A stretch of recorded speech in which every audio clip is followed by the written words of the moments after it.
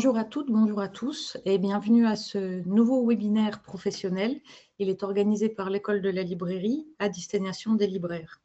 Ça va durer environ 1 heure et il est consacré aujourd'hui à la littérature lituanienne.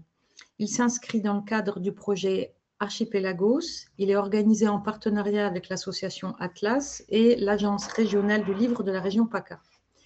Vous pourrez poser vos questions par écrit. Elles seront centralisées et nous prendrons le temps à la fin de la présentation d'y répondre. Vous pouvez compter sur une rediffusion qui sera disponible à compter de ce lundi pour une durée d'1 mois et qui sera accompagnée d'une petite bibliographie. Donc, nous allons nous consacrer à la littérature lituanienne et peut-être cela vaut la peine de se rappeler rapidement où se situe la Lituanie, qui est un petit pays en Europe, en fait au nord-est de la Pologne. Elle partage ses frontières avec la Biélorussie, la Lettonie, et puis elle a un petit littoral, donc un accès à la mer, qui fait face à la Suède et au Danemark. Vous connaissez peut-être aussi le nom de sa capitale, qui fait peut-être écho pour vous, qui s'appelle Vilnius.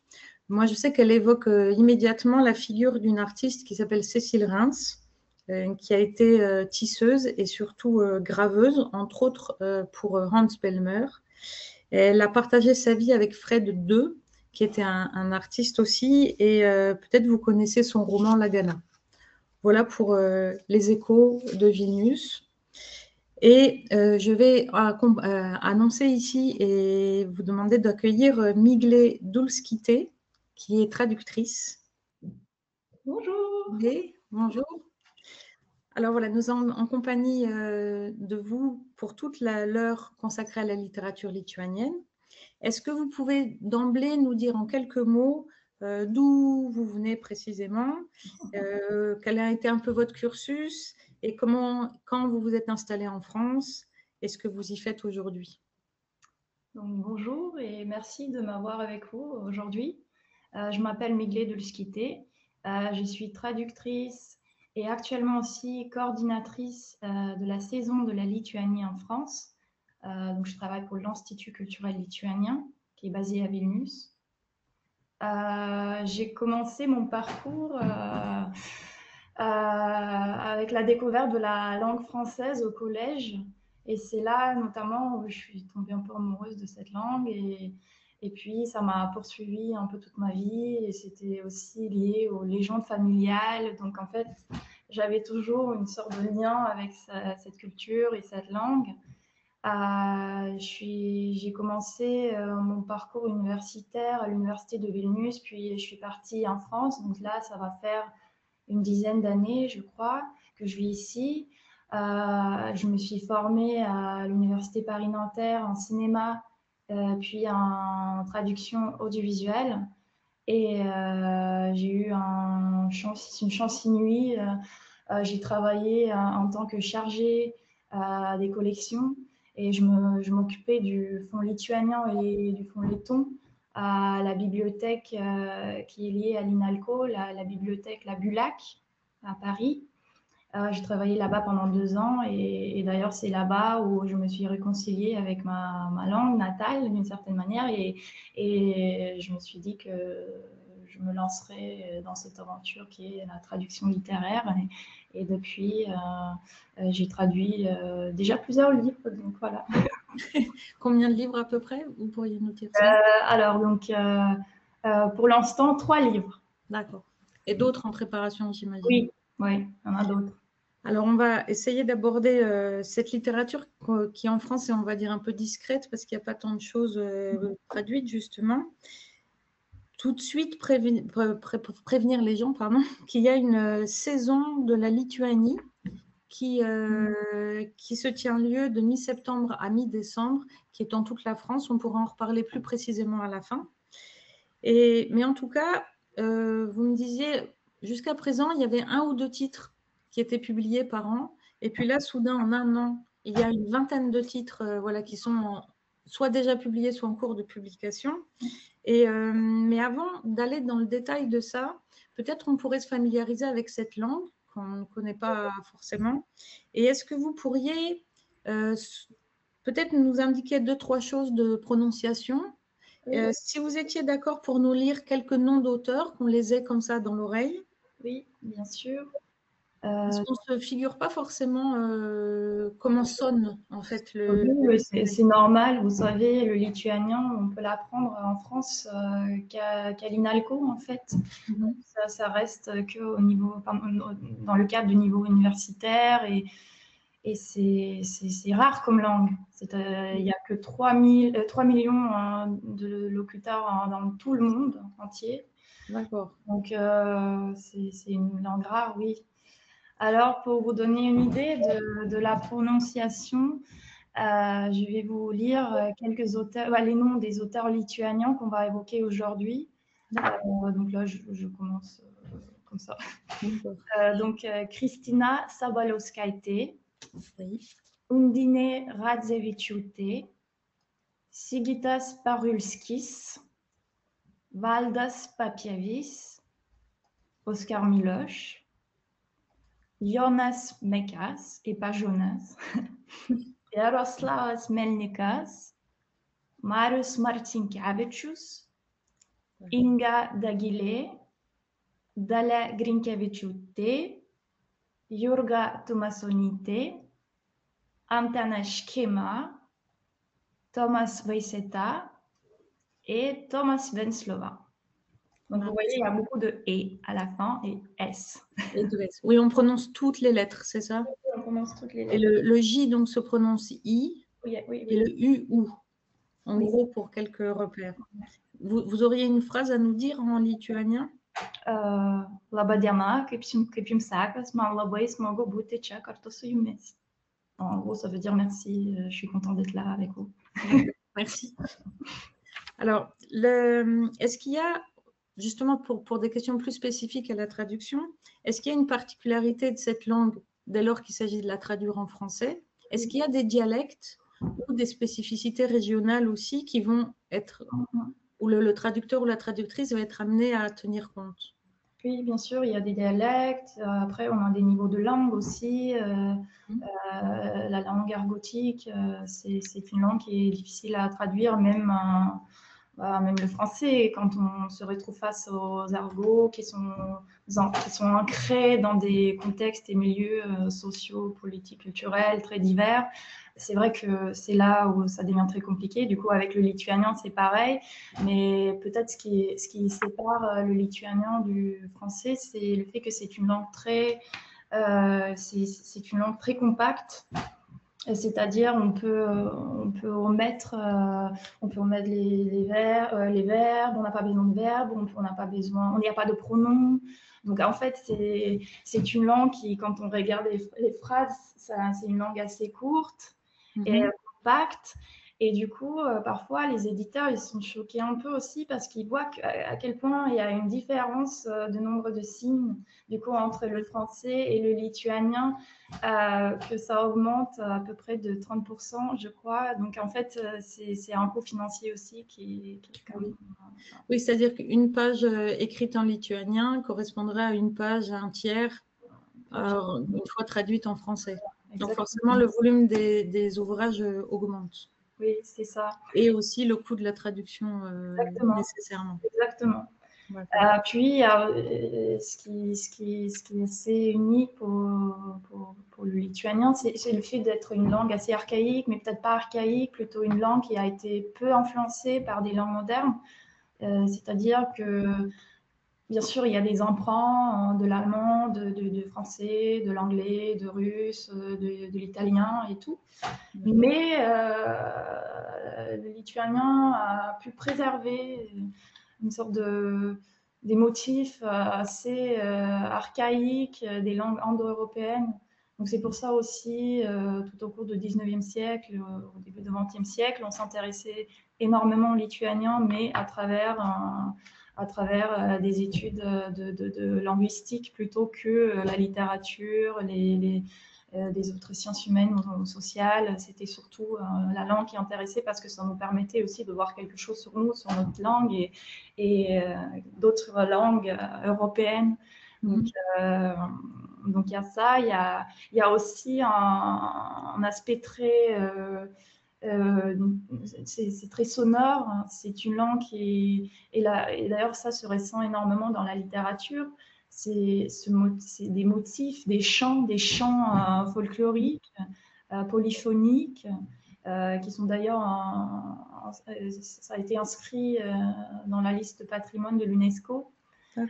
C'est Sutartinės, c'est des chants polyphoniques lituaniens, et en fait, c'est des chants qui parlent de la vie, de la nature.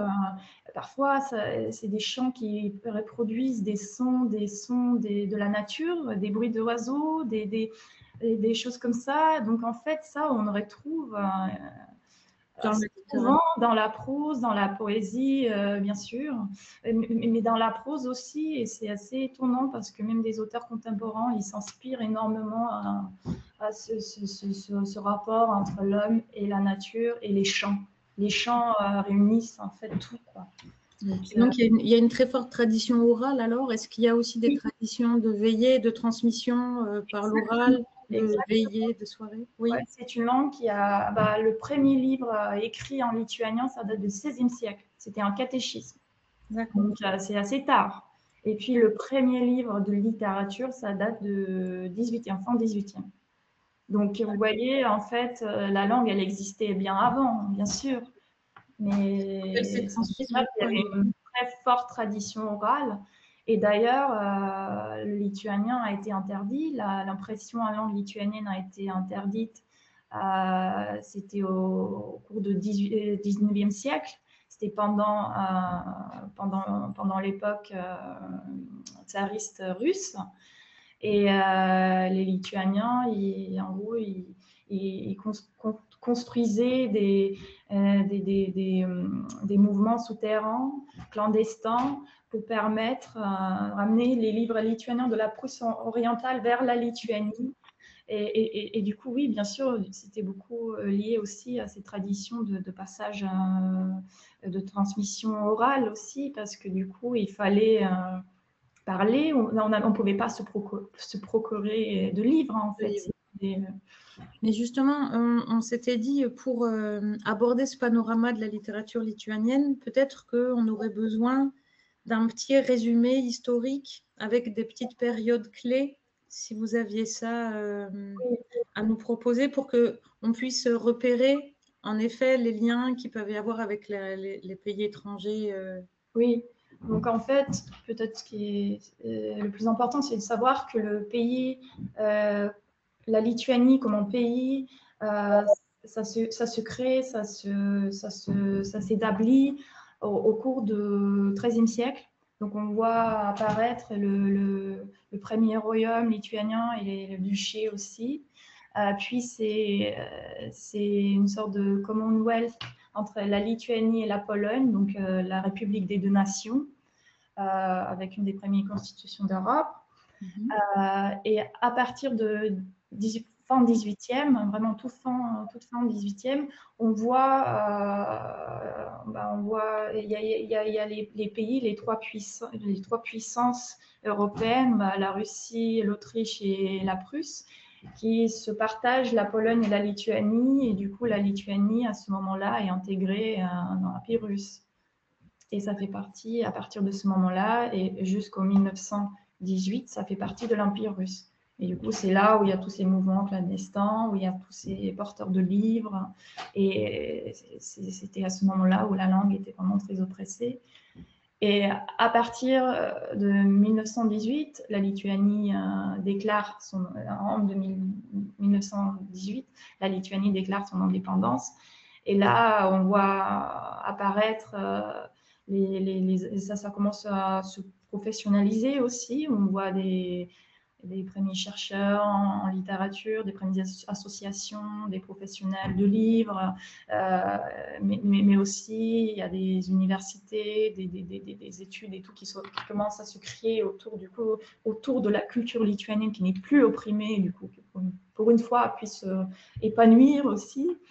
Et c'est par exemple là, parlant de ça, c'est pas mal d'évoquer des traductions parce que ça nous permet aussi de voir comment les traductions du lituanien vers le français apparaissent à ce moment-là aussi, parce que du coup, c'est notamment à ce moment-là qu'on voit des premières traductions du lituanien vers le français. En français. Parce que vous parliez il y a, vous m'aviez dit, 150 ans de liens diplomatiques. Donc, c'est à Oui, peu près à ce moment-là? Oui, à peu près. Et après, la Lituanie faisait, là je parlais de 1918, mais c'est vrai que la Lituanie, une délégation lituanienne faisait partie de l'exposition universelle de 1900. Donc en fait, il y avait des brochures, des tracts, plein de choses qui ont été diffusées aussi pour la libération de la Lituanie. Mais ça se faisait un peu en amont de... D'accord. Donc dès 1900, il y a eu des liens assez forts avec la France. Exactement. Et principalement, la Lituanie a été très représentée à l'exposition universelle de 1900. Exactement. Et puis là, on voit les figures comme Oskar Miloš, il était à la base, il parlait le polonais, le français. Il a été éduqué en français, mais sinon, il était polonophone, je crois. C'est comme ça qu'on dit. Et Oskar Miloš, voilà, exactement. Oui, moi aussi, je l'ai à côté de moi. Le quarto qui vient de paraître. Alors, la spécificité de Miloš, c'est que lui parlait français et donc ça a été écrit en français. Oui, du coup, c'est un écrivain franco-lituanien, on peut le dire. Lui, il se considérait en tant que lituanien. Il a eu la nationalité française en 1931, je crois. Oui. Mais lui, il se revendiquait, il se revendiquait en tant que lituanien. Et donc, il a beaucoup aidé à la diffusion, peut-être, de Exactement. Oui. Il était un peu toute la comment dire, la communauté lituanienne, la communauté littéraire lituanienne se construisait autour de lui. Je veux dire en France, parce que en fait, il invitait des auteurs, des chercheurs, des artistes même. Ils venaient ici et du coup, il les traduisait. Il y avait des partages. Il les présentait par exemple, je sais que Juoza Stisleva, qui est un des je crois que c'est peut-être l'un des premiers auteurs à être publié en France, les auteurs lituaniens. Et lui, il a été introduit par Oskar Miloš, à Jean Cocteau, à Fujita, à plein d'autres gens de l'époque. Et du coup, il a même publié une revue qui a existé pendant un an, malheureusement. Ça n'a pas duré, mais c'était une revue qui était internationale, mais à la base, elle était lituanienne. Le rédacteur en chef était lituanien. Et puis, bon, il y avait tout. C'était la revue Mouba, c'est ça? Exactement. Et lui a écrit Coupe de vent? Oui, Coupe de vent, c'est un recueil de poésie qui a été traduit du coup du lituanien vers le français. Et par une traductrice, j'ai peur de mal prononcer son nom. Elle est d'origine polonaise. Elle avait aussi des racines lituaniennes, donc je pense qu'elle parlait le lituanien, mais son nom de famille, il est polonais. Ça commence par H. On va retrouver ça. Oui, on peut retrouver tout ça. Donc, elle travaillait avec ceux qui viennent. Je ne sais pas si vous voyez, c'était une maison d'édition à cette époque-là, entourée des gens qui s'intéressaient un peu au lettrisme, à l'art du livre. Et du coup, Juoza Stisleva, lui, il tournait dans ces cercles-là. Il a publié son recueil. Et puis cette revue. Et on voit aussi des monographies sur la littérature lituanienne apparaître à ce moment-là. Donc en fait, il y avait un vrai intérêt et on a vu des échanges culturels et politiques à cette époque-là. Et puis, du coup, ça se coupe. Et ça, c'est jusqu'à ça, c'est entre l'entre-deux-guerres, en fait. Oui, exactement, c'est entre deux guerres. Oui. Ça a duré jusque la Deuxième Guerre mondiale. Oui. Et à partir Son nom, c'est Alina Izdebska. Exactement. C'est ça? C'est ça, oui. Oui. Et donc, il y a eu cette période-là très prolifique, en fait, on va dire, de véritables échanges autour de la personne de Miloš. Oui. Et puis est arrivée la Deuxième Guerre mondiale. Et qu'est-ce qui s'est passé pour la Lituanie alors à cette époque? La Lituanie voit 3 occupations. D'abord, l'occupation soviétique entre 1940 et 1941. En 1941, il y a les Allemands qui arrivent. Et là, il y a une autre occupation qui dure jusqu'à 44, je crois. J'ai peur de me tromper là, 44, je crois, oui. Et là, à partir de ce moment-là, c'est encore les soviétiques qui reviennent. Et du coup, là, c'est un moment très tragique. Oui, c'est une période assez horrible, hein, en fait, tout ce qui s'est passé en Lituanie à ce moment-là. Parce que avant cette période-là, Vilnius en particulier était une ville très cosmopolite. Oui. Il y avait toute une communauté Ouais. d'habitants très variés. Je crois que les Lituaniens, ils représentaient quoi, peut-être 30% de la population totale. C'était une ville cosmopolite. Il y avait des communautés juives, polonaises, russes, biélorusses, lituaniennes, lettonnes. Il y avait il y avait des communautés musulmanes aussi. Donc en fait, c'était une ville cosmopolite qui a malheureusement perdu une grande partie de son identité pendant l'occupation allemande et notamment pendant l'Holocauste qui a coûté des milliers de vies des Juifs en Lituanie. Là, il y a un livre, je crois, qui est que Agulot vient de publier. Oui, en effet. Donc, c'est le roman de Sigitas Parulskis. C'est un auteur contemporain. Le roman, il s'appelle Ténèbres et compagnie. Voilà, il est là. Il vient de paraître chez Agulot. C'est un roman c'est une fiction. Ça retrace du coup l'histoire des collaborations des Lituaniens dans l'Holocauste. Et notamment, ça remet ce sujet en lumière parce qu'en fait, c'est un sujet qui est très douloureux et parfois qui est considéré tabou, donc on n'en parle pas. Et Civitas, il a osé, en fait, il a osé en parler parce qu'il s'est rendu compte que pendant toute l'époque soviétique, on n'en parlait pas parce que c'était trop. Parce qu'il y avait aussi, comment dire, les soviétiques, ils avaient fait leur partie de crime aussi envers les juifs. Du coup, en fait, c'était une histoire un peu. Elle était certainement cachée, mais d'une certaine manière, elle était aussi un peu perdue. Parce que pendant l'époque soviétique, on effaçait toutes les traces de tout ce qui s'est passé pendant cette occupation allemande. Et là, c'était très, très courageux de la part de cet auteur de retrouver cette histoire après l'indépendance. Le livre, il est très dur, il est bien. Son style, déjà, à la base, il est très cru. Il est très direct. Lui-même, il est assez provocateur. Donc, en fait, ça se ressent. Mais moi, je dirais, moi, personnellement, je trouve que ce roman, c'est peut-être un des plus littéraires parmi tous ces romans. Parce que sinon, il peut être très expérimental, mais littéraire dans le sens littéraire classique, peut-être pas. Parce que ces autres livres, il y en a des livres très, très, très déconstruits. Parce que ça, il l'a publié, lui, en 2012, et ça a été traduit chez Agulot par Marielle Vituro, là, cette année. Oui, exactement. Et donc là, ça, c'est le moment de la Deuxième Guerre. Oui. Et ensuite, il y a encore une troisième époque. Oui, mais je pense qu'il est très important à dire aussi sur la Deuxième Guerre mondiale, parce qu'à cette époque-là, on voit une énorme partie après la Deuxième Guerre mondiale, une grande partie des écrivains lituaniens partent de la Lituanie. Là, cette histoire de l'exil et déportation aussi, parce que les soviétiques, ils déportent les Lituaniens en Sibérie. Et c'est important de dire que ces gens-là qui sont partis vers l'Occident, ils se sont retrouvés un peu d'une certaine manière comme des ambassadeurs de la langue, de la culture, de la littérature lituanienne, et dans des camps de personnes déplacées en Allemagne.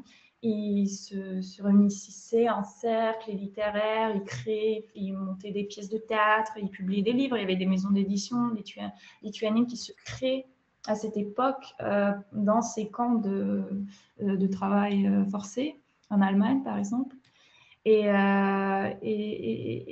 dans des camps de personnes déplacées aussi. À un moment donné, on les voit partir vers la France, vers les États-Unis. Il y a des artistes qui partent vers la Suisse, vers la France. Mais il y a des écrivains qui partent vers des États-Unis. Et là, c'est notamment Jonas Mekas, qui est un poète, cinéaste, une figure un peu emblématique de la littérature lituanienne. Et ce qui est assez drôle, c'est que Mekas, on le connaît mieux en tant qu'écrivain en Lituanie qu'en France. Et en France, on le connaît mieux en tant qu'un cinéaste que... En fait, en Lituanie, avant, on ne connaissait même pas qu'il était cinéaste. On le connaissait en tant qu'écrivain parce qu'il était très actif dans des cercles littéraires lituaniens. Et il y a ce recueil, ce très beau recueil sur lequel j'ai pu travailler aussi. Voilà, c'est aux éditions Nous et il y a tout un collectif de traducteurs, dont Marielle Vuturo qu'on a cité, vous-même, Miglé, et il y a la participation de Tadas Bounevicius, pardon pour la prononciation, mais d'autres poètes aussi qui ont participé à ça chez nous. Ouais. Là, ça fait 2 poètes qu'on évoque. Est-ce que la poésie est particulièrement représentée dans la littérature lituanienne ? Oui, c'est la poésie, c'est très important pour les auteurs lituaniens. Je pense que chaque auteur, il démarre par la poésie. C'est quelque chose qui aussi peut-être définit l'ADN de la littérature lituanienne.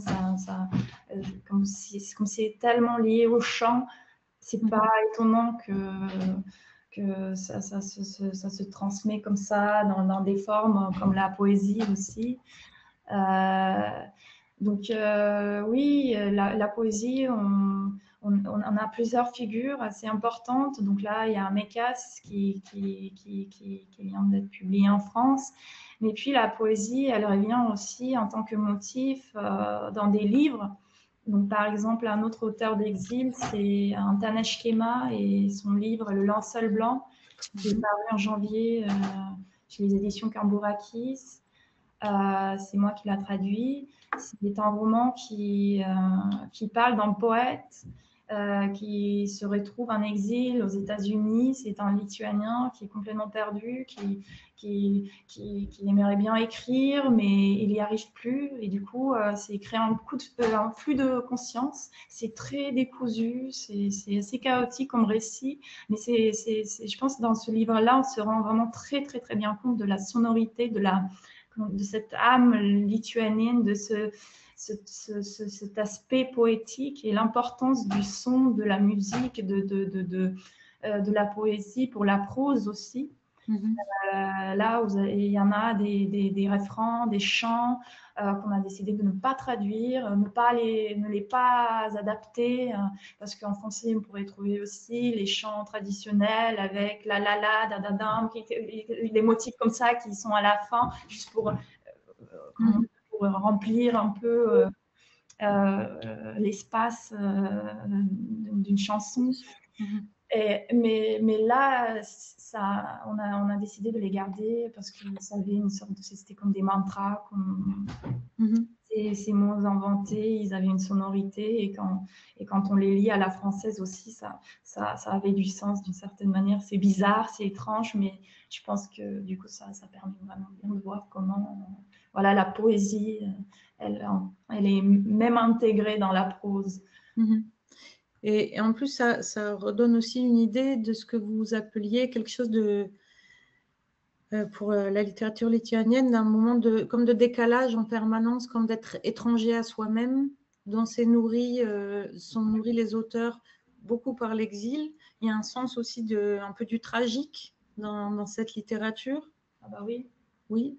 Est-ce qu'il y a un peu d'humour aussi ou est-ce qu'il y a des auteurs plus... Oui, là, on peut parler de Undine Radzevičiūtė. Je pense que si on parle d'humour, c'est très bien parler d'elle. Elle a été sélectionnée pour peut-être il faut mentionner d'abord le roman, La bibliothèque du beau et du mal. C'est chez Viviane Ami ? Oui, Viviane Ami, oui, c'est paru cette année. Et c'est un livre qui en soi, c'est un sujet c'est pas du tout un sujet drôle. Ça parle d'une bibliothèque où il y a des livres qui sont reliés d'une peau humaine. Et d'une certaine manière, c'est un livre qui peut paraître presque comme un polar, comme un roman noir ou quelque chose comme ça, mais ce n'est pas. C'est une histoire d'une famille, d'un frère et d'une sœur qui s'intéresse à toute une histoire de l'héritage aussi, à leur relation. Ça se passe à Berlin dans les années 30. Donc, il y a aussi la montée du nazisme et tout ça. Donc, c'est assez intéressant. On sent ce mal monter, mais en même temps, le ton et la manière comment tout est raconté, c'est très drôle, c'est hilarant. En soi, l'auteur, Undine Radzevičiūtė, elle est très drôle. Vous allez pouvoir la rencontrer le 12 novembre à la Maison de la Poésie. On va faire une rencontre littéraire avec elle et Thomas Weiseta, un autre auteur que je vais évoquer après. Donc Undine, c'est un véritable personnage. Elle est très ironique, mais en même temps très drôle. Et du coup, on sent que son style, il est épuré, il est très direct, mais en même temps, il te touche profondément, il te fait rire et je pense qu'elle est très forte en ça et je pense que Viviane Ami, je ne sais pas s'ils ont déjà prévu de publier d'autres titres d'elle, mais je ne doute pas qu'elle va avoir du succès et elle a été du coup sélectionnée pour la première sélection de Prix Médicis. C'est Margarita Barakowskaite Le Borgne, c'est ça qui est la traductrice? Oui. Est-ce qu'on continue encore, même chronologiquement comme ça, dans les auteurs et autrices? Parce qu'après, il y a la période des années 90 quand même qui est importante. Oui, donc là, on peut passer à la période des années 90 et à la Révolution chantante. Donc en fait, mais peut-être pas, passons pas, parce qu'il y a une autre chose que j'aimerais bien dire. Et voilà. Donc parlons de la censure et des livres lituaniens. Oui. Qui sont parus en France pendant l'époque soviétique. Parce que là, on ne traduisait pas du lituanien, mais on traduisait du russe. Et très souvent, des versions censurées des livres, sans participation de l'auteur. Et là, notamment, c'était vous le connaissez sans doute, la maison d'édition du Progrès de Moscou. C'était basé à Moscou. C'était une sorte de... J'imagine qu'ils travaillaient en tant que l'institut pour la promotion des langues soviétiques de l'époque dans des pays occidentaux. Là, on a vu apparaître le roman La forêt des dieux de Balis Sruoga. C'est un auteur lituanien qui a été victime de l'Holocauste. Il s'est retrouvé en camp de concentration de Stutthof. Il a écrit ses mémoires sur cette expérience assez tragique qui s'appelle La forêt des dieux. Et en fait, il y a toute une histoire sur son manuscrit parce que on sait qu'il a écrit le livre en étant très malade et qu'il y avait quelqu'un notamment probablement de la milice soviétique qui passait derrière et qui effaçait des phrases parce qu'en fait ce qu'il racontait, c'est que dans des camps de concentration, il n'y avait pas que des Allemands qui étaient des méchants. Certainement, c'était des Allemands, des nazis qui étaient méchants, mais il y avait aussi des soviétiques qui collaboraient. Et là, les officiels soviétiques ne voulaient pas entendre ça, et du coup, tous ces parties-là ont été effacés de manuscrits. Aujourd'hui, on a du mal à le reconstruire, à le reconstituer, mais il y a une version qui est assez fidèle, qui a été publiée en Lituanie il y a quelques années, et je crois que cette version, elle va être publiée en France. Là, j'ai appris que ça sera soit l'année prochaine, soit l'année d'après. Donc, je ne dis pas à quelle maison d'édition pour l'instant, mais on espère vraiment que du coup, ce livre qui est paru dans les années 60 en France, en français, traduit du russe, aucune mention, d'ailleurs, je l'ai à côté, mais il n'y avait aucune mention de lituanien, d'ailleurs. Sur la page de titre, tout est écrit en russe. On pourrait croire que le livre a été écrit en russe.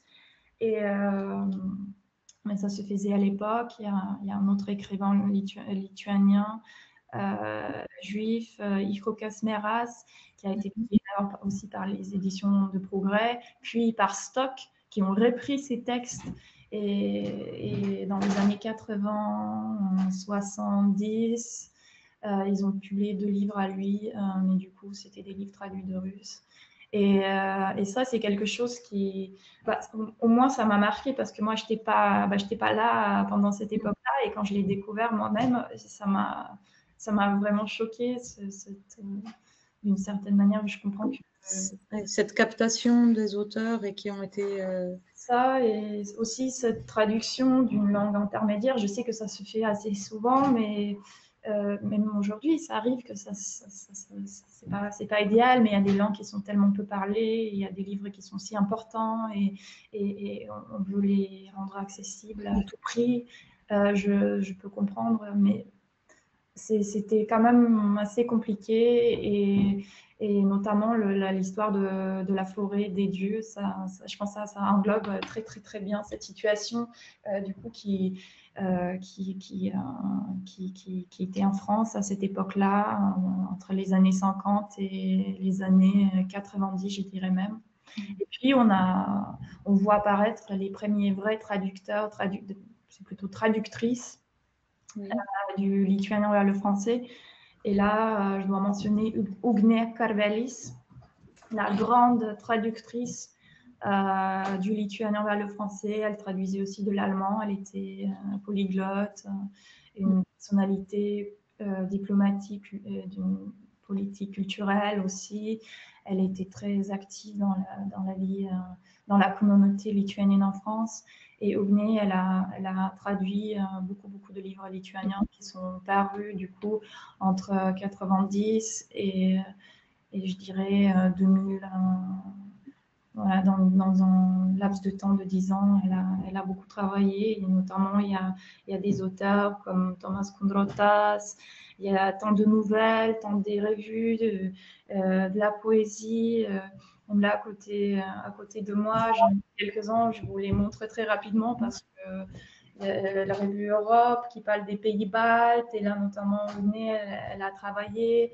Bon, il y a d'autres, mais c'est vrai que c'était elle la grande traductrice. Malheureusement, elle n'est plus parmi nous, mais je voulais bien la mentionner. Bien sûr. Mais là où il y a un renouveau aussi donc des traductrices, d'ailleurs beaucoup aussi. Oui. Là, on a vu pour l'instant, il y a beaucoup de traductrices du lituanien. Oui. Étonnamment. C'est vrai. Il y a un traducteur aussi, il faut le dire. Aini Selena. Il se spécialise dans la poésie. Oui, et d'ailleurs, lui, il fait partie de notre groupe de traduction de MECAS. D'accord, oui. Et peut-être, on a abordé quelques sujets qui sont un peu propres à cette littérature, qui sont une certaine retour sur le passé que vous appeliez le sentiment du paradis perdu. Oui. Il y a la notion d'exil aussi qui est très présente et une forte prégnance de la nature et de sentiments de la nature qui sont très vivaces chez ces auteurs et autrices. Est-ce qu'il y aurait un autre... parce qu'il y a encore d'autres éditions comme Magellan et compagnie qui publient justement des nouvelles. Oui. Il y a la Table Ronde qui publie L'Impératrice de Pierre, oui. Qui ont publié en 2023. Ça va sortir en folio là, ce mois-ci. L'auteur est Kristina Sabaliauskaite. Vous pouvez la rencontrer le 12 octobre, cette fois-ci, le 12 novembre pour Undine et Thomas Weisseta, et le 12 octobre pour Kristina Sabaliauskaite et Thomas Venslova. Donc Kristina, elle va échanger avec Thomas au Théâtre de l'Odéon. Donc c'est aussi un événement dans le cadre de la saison. Et puis il y a aussi aux Forges de Vulcain, Supplice. Oui, Supplice, donc c'est Thomas Weisseta. Oui. Et c'est Thomas Weisseta, c'est ça? Thomas Weisseta. Voilà. Il y a Thomas Venslova, c'est un grand poète lituanien Il a fui l'Union soviétique, il s'est retrouvé aux États-Unis, il était professeur à Yale. Il défendait des droits humains. C'est quelqu'un qui était dans le groupe de Helsinki, donc c'est quelqu'un de très connu, une figure presque, c'est une figure politique aussi d'une certaine manière, et un grand écrivain. C'est les éditions de Circé qui vient de publier son recueil de poésie qui s'appelle Le bois des Homénides. Il y a aussi une très grande brique des interviews avec lui, Ellen Reisley, qui est parue chez Noir sur Blanc l'année dernière. D'accord. Ouais, et parlant de Thomas, l'autre Thomas Ricetta, oui. Là, on peut évoquer la scène contemporaine, les nouvelles voix lituaniennes qu'on voit apparaître, qui deviennent aujourd'hui déjà des stars de la scène littéraire lituanienne. Et je dirais que Thomas Vaiseta fait partie, et il est très reconnu par des critiques littéraires en Lituanie. C'est quelqu'un qui est historien à la base. Il travaille à l'université, à côté il est écrivain. Il a écrit des nouvelles. Une de ces nouvelles va être publiée dans le recueil de Magellan et compagnie, qui va paraître en novembre. Thomas, mais sinon, il publie un roman, Supplice, chez Aux Forges de Vulcain, qui, je crois, c'est le 18 octobre, si je ne me trompe pas. Et quel champ de la littérature il recouvre Alors, lui, il appelle ça le roman d'idées. C'est une littérature d'idées. C'est un roman à la fois tragique et très drôle. C'est un roman qui est à la fois médiéval et très contemporain. C'est un roman qui parle ça parle de Charlie, Charlie qui travaille au théâtre, qui s'occupe à ranger les affaires des comédiens après une représentation. Et il y a tous les motifs médiévaux, des motifs très théâtraux, aussi sur Saint-Denis, ce motif de la tête coupée, et Saint-Denis qui se balade avec sa tête coupée. Donc en fait, c'est une histoire assez étrange. J'ai du mal à la définir comme ça parce que en gros, c'est une sorte de monologue de Charlie qui parle de sa vie, de son expérience. Et à un moment donné, ça commence à se mêler avec un fait divers assez tragique, une histoire qui est inspirée par un vrai fait divers qui a eu lieu en Lituanie. Une fille qui a été tuée et amenée quelque part en voiture. Bon, bref, une histoire vraiment tragique. Et il s'inspire de cette histoire. Et là, c'est Charlie, c'est sa fille, en fait, qui a été assassinée. Et donc, à travers ce théâtre, à travers de ses pièces et son imaginaire, il essaye de se réconcilier aussi d'une certaine manière avec lui, son deuil. C'est un livre sur la mort, en fait. C'est sur la mort, le théâtre, sur le vrai, le faux. Je pense que ça va être un très, très, très bon roman. Et ça, donc il y a la persistance du tragique encore. Ah bah encore, bah oui, mais c'est tragique et drôle. Hein. C'est ça. Hein. Je pense qu'au bout d'un moment, quand on est tellement dans une tragédie politique, culturelle et tout ça, on commence à voir les choses avec une sorte d'ironie peut-être. On est ironique et on se protège, on s'enferme contre... oui, c'est une sorte de mécanisme de protection. Et vous disiez qu'il y avait aussi une tendance peut-être plus contemplative d'une littérature peut-être un peu mélancolique, en tout cas, voilà, plus de la contemplation. Oui. Ça, vous auriez un auteur qui... Oui, et ça, la contemplation, la méditation, la marche, la réflexion, ça c'est Valdas Pakelis, un auteur lituanien qui vit depuis des années à Paris. Il est francophone. Il va faire une rencontre littéraire en novembre aussi. Et là, je ne me rappelle pas quel jour c'est.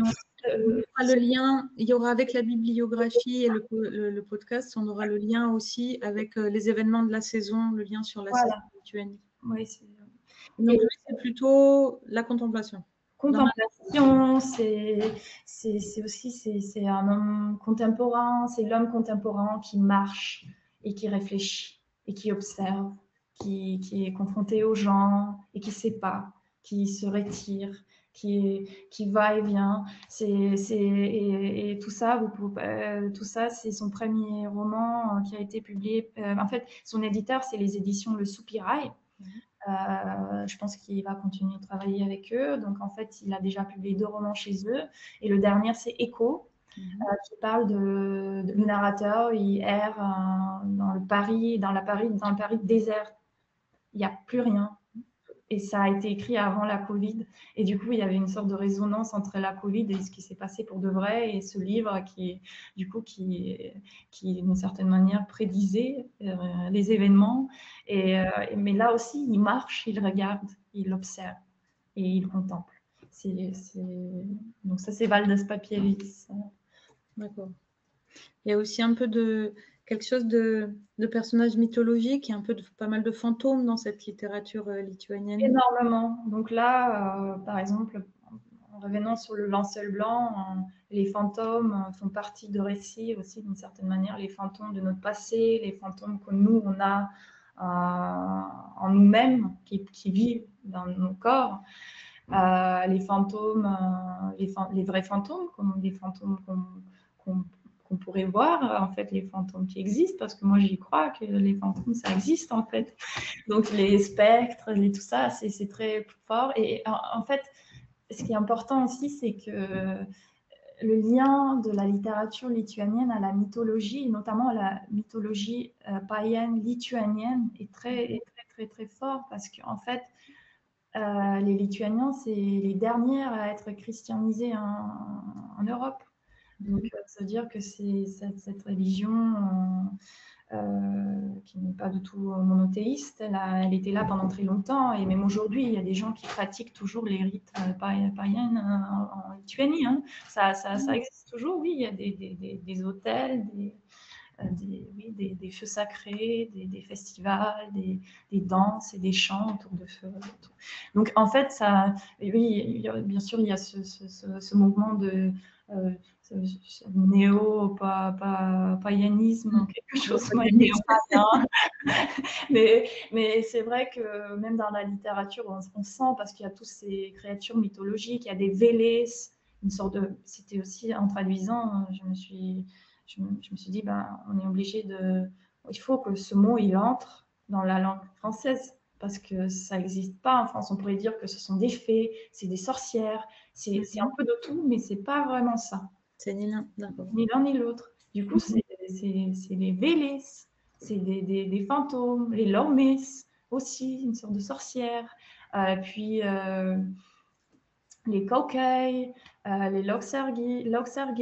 Donc en fait, c'est que des créatures qui ont quelque chose en commun avec les créatures mythologiques européennes, mais en soi, c'est assez unique. Donc ça, on le retrouve un peu partout. Même le premier livre de littérature, premier livre lituanien de littérature, ça parlait de ça aussi, vous voyez.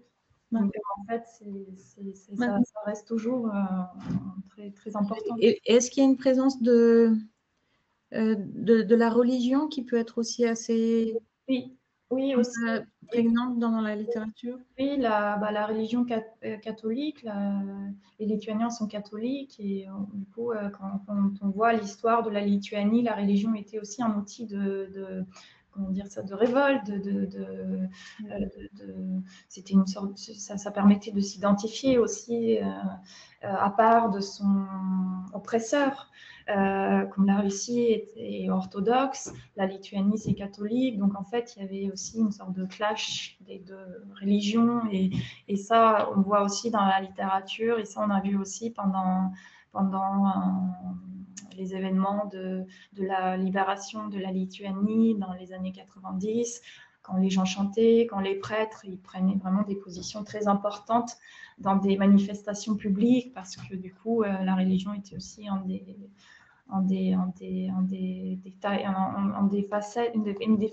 facettes de cette identité lituanienne en fait. Donc là, on retrouve énormément dans la littérature. Ulskis, par exemple, ses livres sont très, très, très ancrés dans la tradition chrétienne, par exemple. Il y en a un nombre de références qui est hallucinant. On nous demande là, alors ça va être difficile, je pense, c'est un peu délicat. On a évoqué plusieurs titres et plusieurs auteurs, et quelqu'un me demande si, voilà, si on avait le temps d'en lire qu'un seul, lequel, donc si on aime beaucoup la littérature contemplative, ce serait Valdas Papievis, par exemple. La littérature contemplative, contemporaine. Oui. Valdas Papievis. Et sinon, quel texte vous semble le plus... Bon, il y a celui que vous avez traduit, mais... Oui, mais c'est ça, c'est... Bien sûr que c'est celui que j'ai traduit. Je le rappelle, c'est Le linceul blanc. Hein.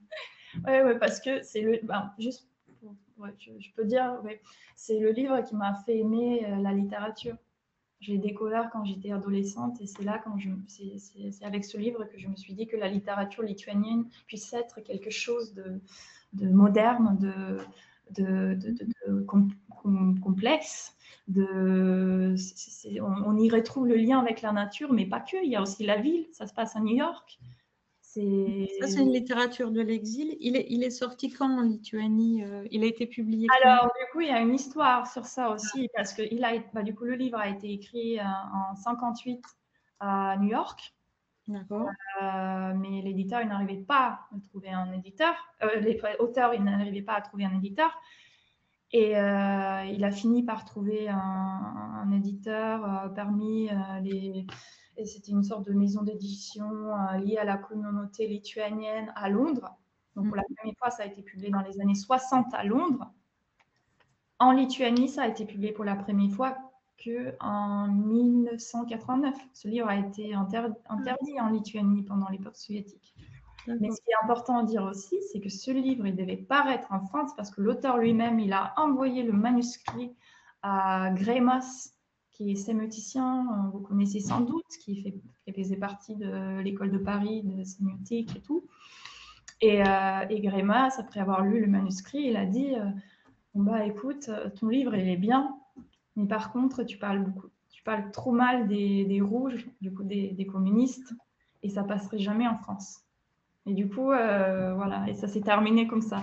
Et c'est une grande chercheuse, Loretta Macianskaite, qui connaît tout son histoire familiale et tout par cœur. C'est elle qui m'a appris cette histoire. C'était des lettres qui se sont échangées entre Greimas et Schkema. Et il y a aussi tellement d'anecdotes, comme je vous ai raconté aussi cette histoire de Mekas qui va voir Schkema parce qu'il est amoureux d'une fille et elle fréquente les cours de théâtre de Schkema parce que Schkema, il était un grand metteur en scène lituanien et comédien aussi. Donc, toute sa littérature, elle est très théâtrale aussi. Ça se lit aussi un peu comme... ça n'a pas de forme de pièce de théâtre, mais d'une certaine manière, ça peut se lire à la voix haute. Au moins, ça a été pensé comme ça. Donc, en traduisant aussi, c'était très important que ça puisse se lire à la voix haute. Ça donne très envie de pouvoir en lire un extrait, mais là, évidemment, on n'a pas le temps. Là, on n'a pas le temps. Mais c'est vrai que c'est un... Et il y a un autre aspect qu'on n'a pas évoqué, et une question le rappelle, qui est la littérature jeunesse. Il y a des albums des illustrateurs, illustratrices lituaniens, lituaniennes. Est-ce qu'il y aurait quelques noms qu'on pourrait découvrir en littérature jeunesse? Oui. Donc, il y a un titre qui est paru il y a quelques années qui s'appelle Haïku de Sibérie. Je suis sûre que vous l'avez déjà vu passer. C'était un peu partout en France. C'était chez Éditions. Là, oh là là, j'ai un peu de mémoire. On va vous le donner dans... Oui, mais du coup, c'était un grand succès. Et à partir de ce succès-là, il y a des éditeurs qui se lancent vraiment à cette affaire, ce qui est la littérature lituanienne et la littérature lituanienne jeunesse. Ce mois-ci, non, le mois dernier, on a vu paraître Le Petit Caillou. Ça a été publié chez Helium. C'est un livre de Marius Marcinkevičius et Inga Dagilé, un livre qui parle d'une histoire d'amitié pendant l'Holocauste à Vilnius. et c'est une histoire très touchante et très triste, et ça vient d'être publié en France. Et il y aura aussi un focus lituanien au Salon de livres de jeunesse de Montreuil, oui. Il y aura une présence lituanienne. Il y a 6 artistes de BD lituaniens qui ont travaillé pendant des mois avec des artistes de BD français. C'est un projet qui a été supervisé par Thomas Gabisson. Et là, ils vont produire aussi, ils ont produit 6 BD inspirés par des légendes lituaniennes. Et, et ça sera présenté pendant le salon. Au salon. Ouais. Thomas Gabisson, il est éditeur chez Actes Sud BD. Les haïkus de Sibérie, c'est Jurga Villet et Lina Itagaki, et c'est chez Sarbacane. Exactement. On l'indiquera aussi dans la bibliothèque. Et c'était en, je crois, 2017, peut-être 18, je ne sais plus. Mais il y a un petit moment. Alors, j'ai une autre question qui est: quelle place pour Gavelis avec Vilnius Poker? Alors, bah oui, là, c'est le titre que tout le monde connaît. Bah, bien sûr, mais c'est pour ça que je ne le mentionne pas. Oui, bah, déjà, c'est épuisé, on ne peut pas le commander, on ne peut pas l'acheter.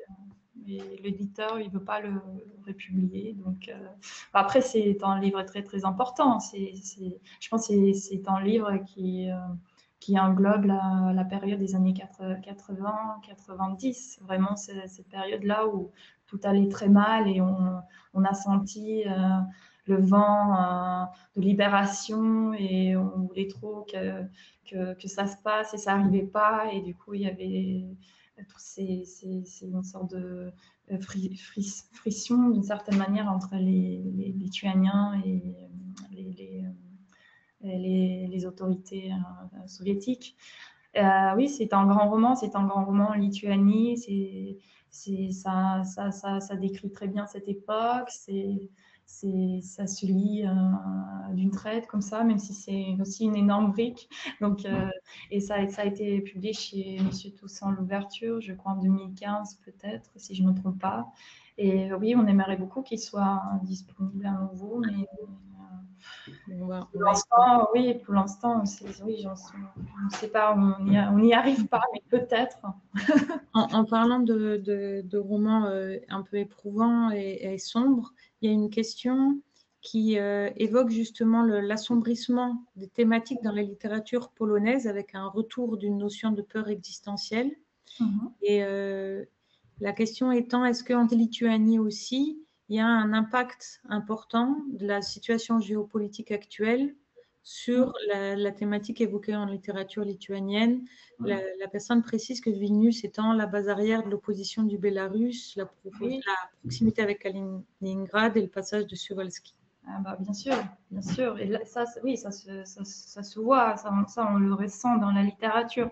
Même si ces dernières années, ce que j'ai ressenti moi-même personnellement, parce qu'il y a des auteurs qui, même en ayant très peur de cette situation géopolitique, et même si, je ne vais pas vous cacher, mes amis en Lituanie, ils ont très peur en fait. C'est vrai qu'on voit des avions de chasse russes qui traversent la frontière lituanienne sans autorisation très souvent.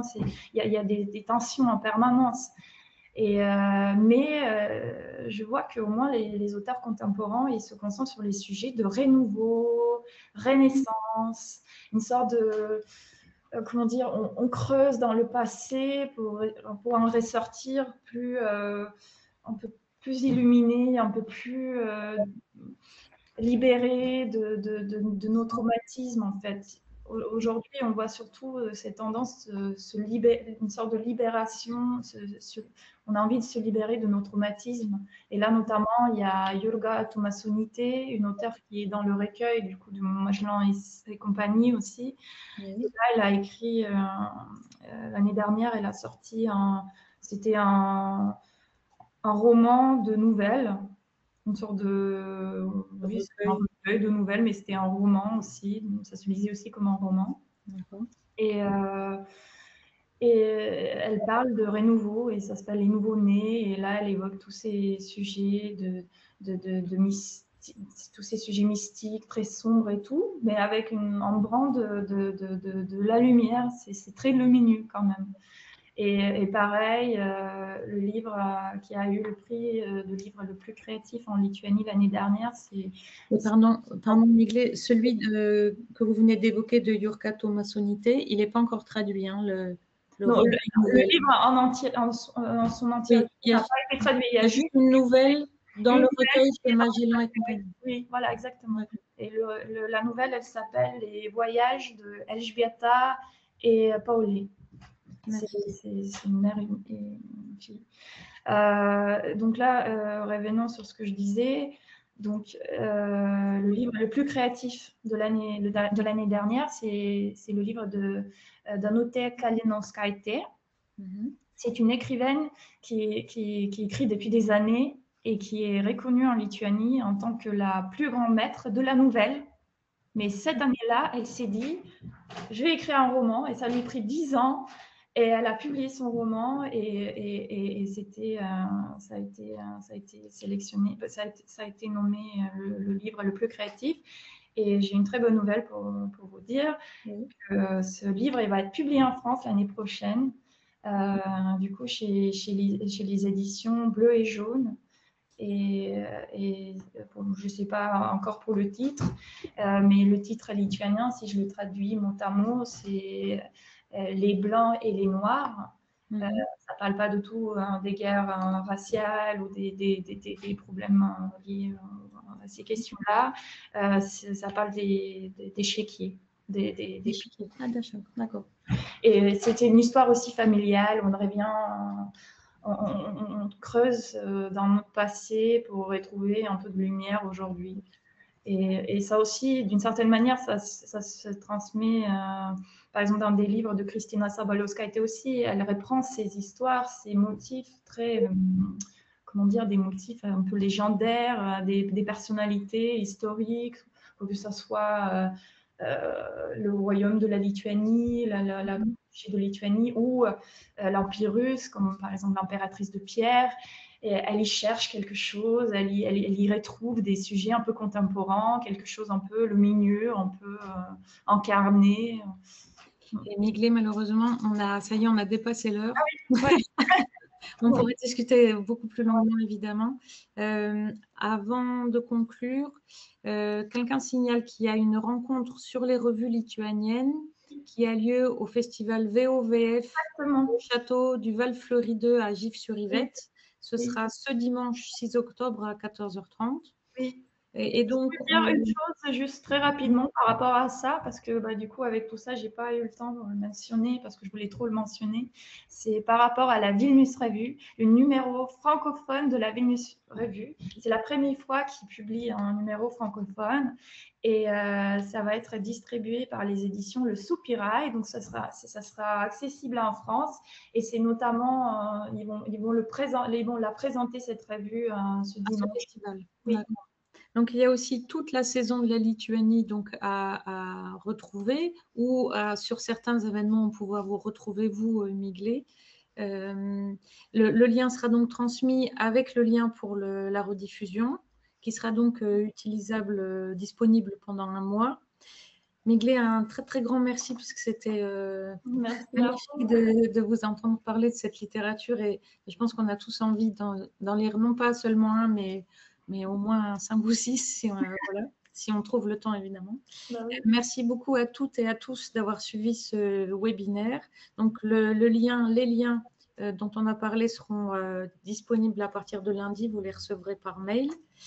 Le prochain webinaire du cycle Archipelagos aura lieu le jeudi 5 décembre. Ça vous laisse peut-être le temps d'avancer sur la Lituanie en attendant. Et il portera sur les littératures arabes. En attendant le 7 novembre, le webinaire portera sur les marchés publics, l'opportunité ou la menace pour la librairie indépendante. Et dans tous les cas, nous vous attendons nombreux et nombreux. Je rappelle aussi que l'École de la librairie organise une université d'été sur les littératures traduites les 2 et 3 juillet 2025. Vous pouvez dès à présent vous inscrire, sachant que les places sont limitées. Vous vous inscrivez sur le site internet de l'École de la librairie. Et eh bien, encore une fois, mille merci Miglé Merci. et bonne lecture à toutes et tous.